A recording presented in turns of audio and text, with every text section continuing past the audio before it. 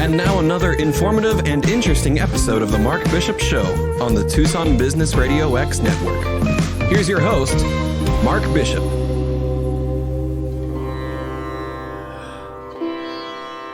I've always wondered what the real story behind Hinduism's impact on the Beatles turned out to be. Seeking Enlightenment with the Beatles' guru, Susan Shumsky. That's www.drsusan.org. Author of Maharishi and Me. Welcome, Susan. Oh, I'm so glad to be here with you today. You were under the tutelage of Maharishi for 22 years and was on his personal staff for 6 years. You're not giving away any trade secrets now, though, are you? Actually, in my book, Maharishi and Me, I tell all. Well, the new motion picture Yesterday puts the spotlight once again on the music of the Beatles. Those Liverpool mop tops, I mean, I absolutely loved them. Their songs dominated radio airtime in the 60s, and like millions and millions of others, Susan, I can remember when they came to Melbourne, my hometown in Australia. They stayed at the Southern Cross Hotel, and it was packed. It was absolutely a zoo all around the city of Melbourne at that time. I can imagine. Yeah, everywhere they went. I can vividly remember being a young lad there, growing up, listening to their music like every others. I mean, when you first met them, was it exciting? Oh, actually, I never met the Beatles personally. You didn't? I did not. I thought you did. That's okay. But Mark, John, Paul, George, Ringo, they first met the Maharishi in 67, right? But they were fascinated by the guru and the transcendental meditation. That in 68, they visited his spiritual training camp in the Rishikesh, is it? Is that how you pronounce it, in India? Right, in Rishikesh, yes. In fact, the Beatles did go there in February of 68. Ringo stayed for 10 days. Paul stayed for 5 weeks. John and George stayed for 2 months. Wow. Well, where I got confused was because I thought you were the personal assistant to him, so I thought you would have bumped into them at one time or another, you know. Well, they weren't there very long, and I was on Maharishi's personal staff. Right. Starting from 1970 onwards. Is it fair to say, Susan, that most people fail to realize that many of the songs never would have happened if the Beatles had not come under the influence of the Indian spiritual leader, Maharishi Mahesh Yogi, founder of the Transcendental Meditation? That's very true, because when the Beatles were in India, they wrote approximately 40 songs, and 30 songs ended up on what's called the White Album, which is actually, the real name is The Beatles, is the name of the album. Right. So yeah. How did the Beatles first connect with Maharishi and become involved in transcendental meditation in the first place? Well, it was Patty Boyd, who was George Harrison's wife, and she learned TM in February of 1967 after she saw an ad in the Times of London. She was very interested in the whole idea of meditation, and she had amazing experiences. It changed her life. So when she told George about it, her husband, George Harrison, he said, well, I want my own mantra.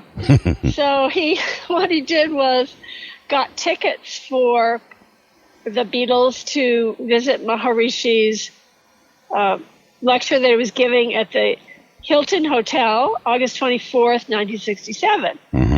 And they all came except for Ringo, who was in the hospital with his wife, who had just had a baby. But the other Beatles met Maharishi backstage after the lecture, and they were very favorably impressed by Maharishi.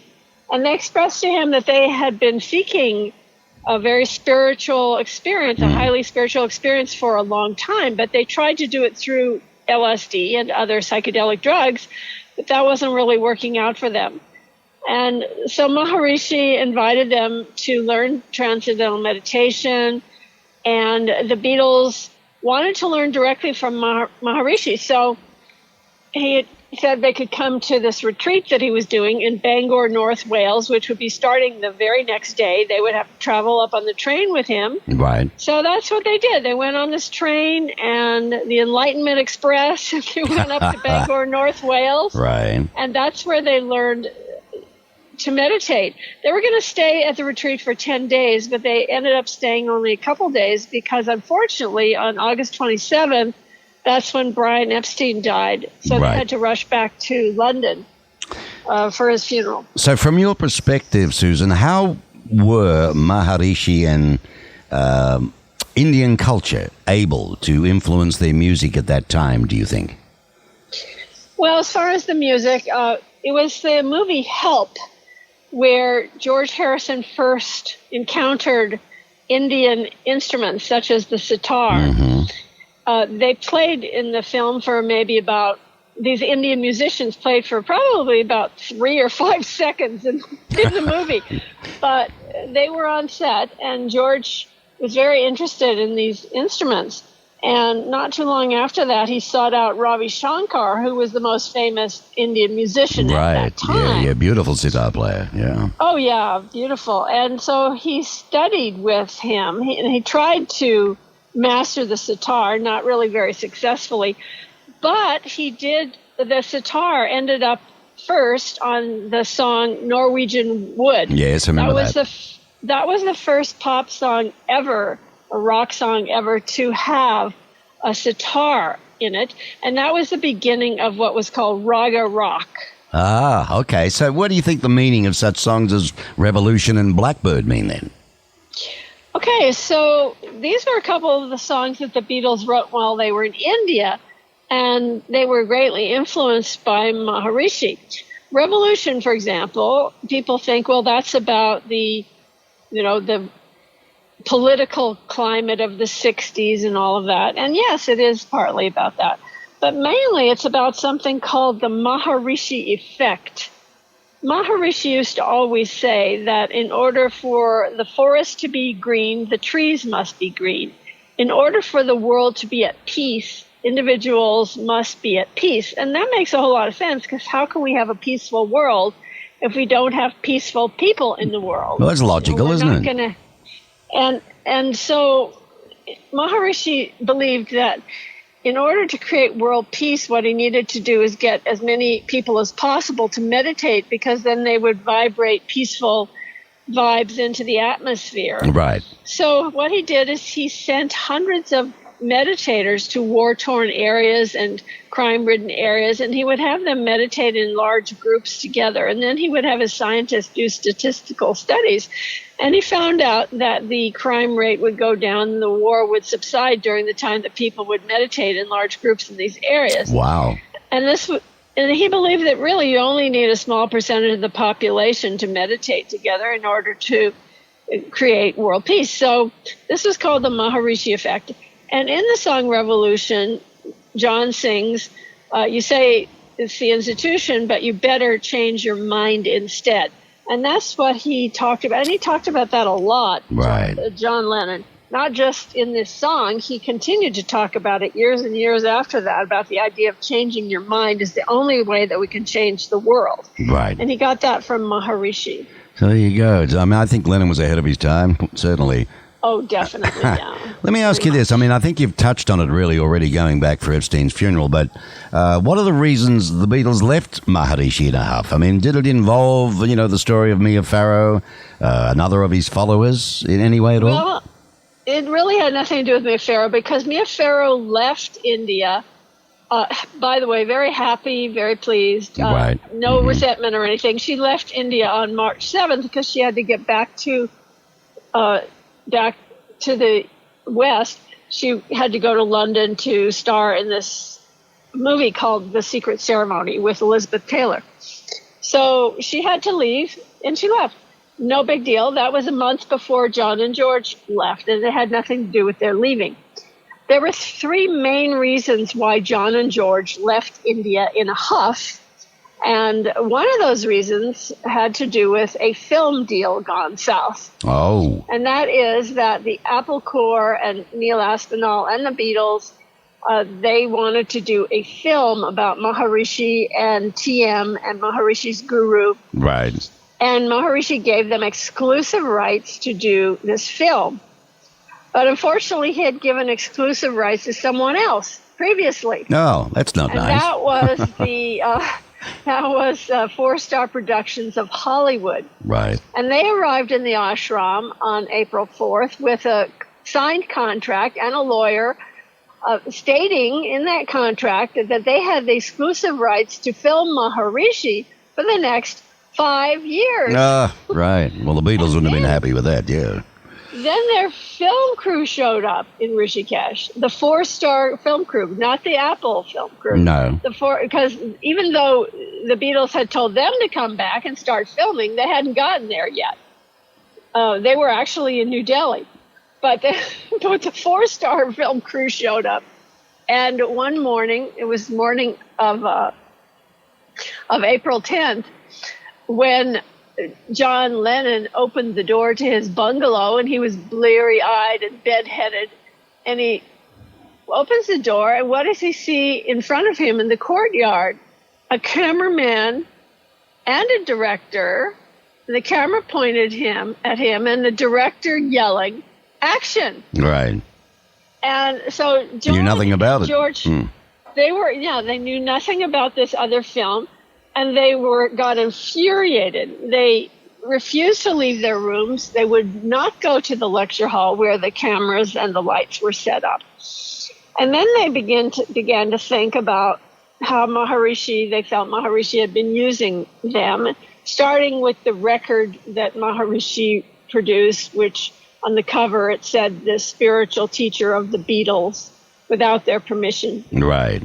And also Maharishi had told ABC over and over again that he was going to do a special for them with the Beatles, and the Beatles kept saying, no, we're not going to do that. Well, I'm surprised at somebody like the Maharishi doing that. But anyway, I mean, do you think, I read somewhere else that part of the problem, as far as the Beatles were concerned with the Maharishi, what may have been their towering expectations that included the secret of life, astral magic, maybe supernormal powers, physical immortality, global peace.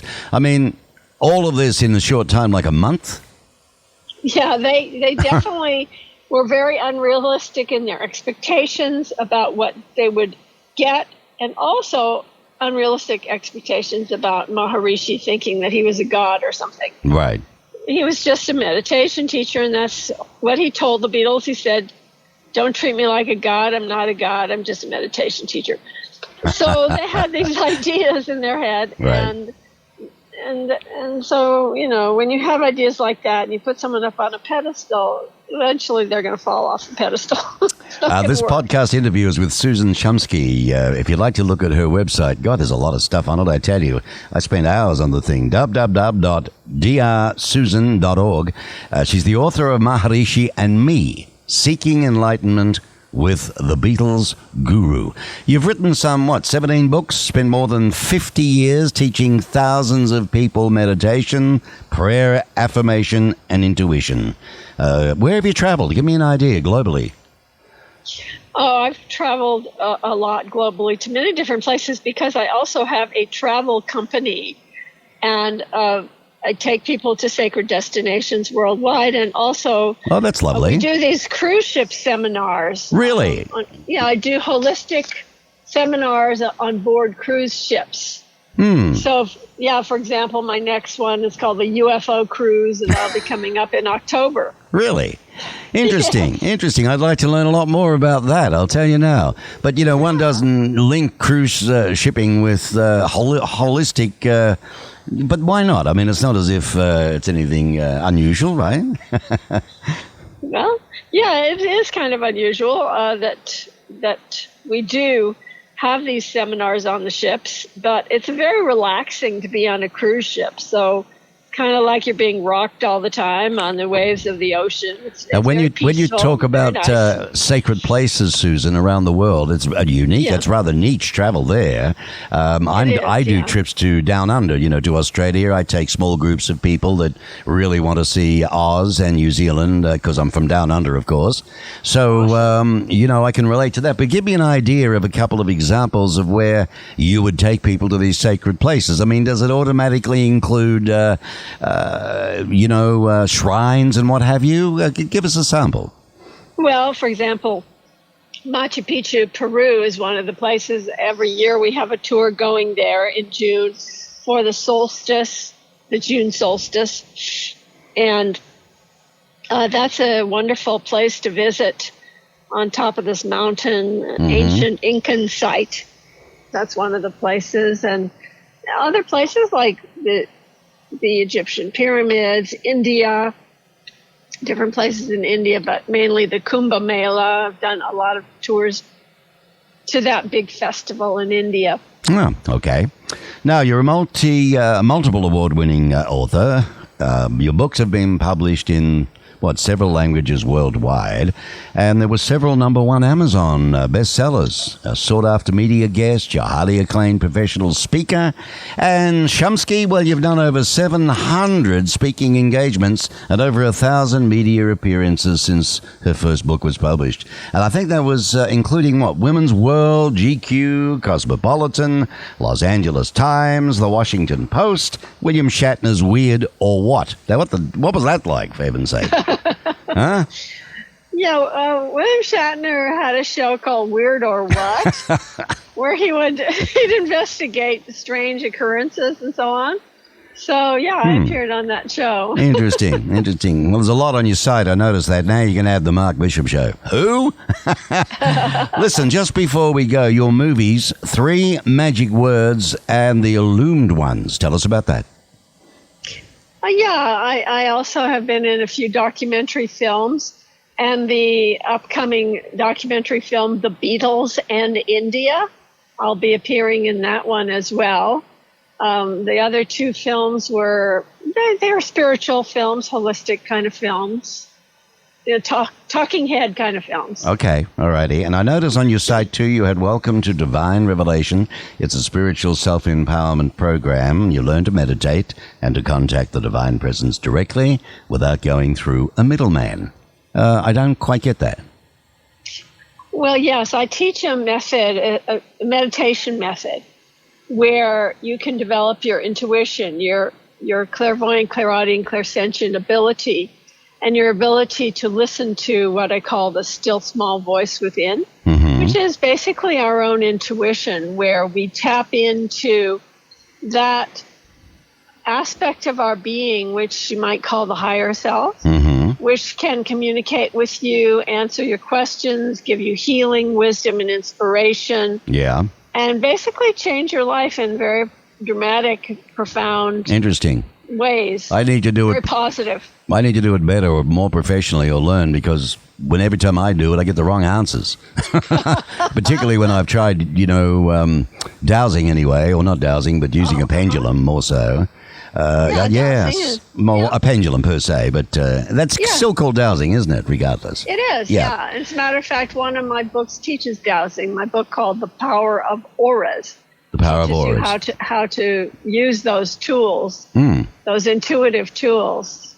Well, this is it. Clearly. This is it. And heal any blockages standing in the way. Anyone can do it. I mean, we're all spiritual. What's your take on UFOs, Susan? As a matter of interest, I just thought I'd throw this in left field. I mean, I've been watching documentaries lately where even stuff that was classified has now become, open to the world. And, I mean, can we really honestly believe that we're it?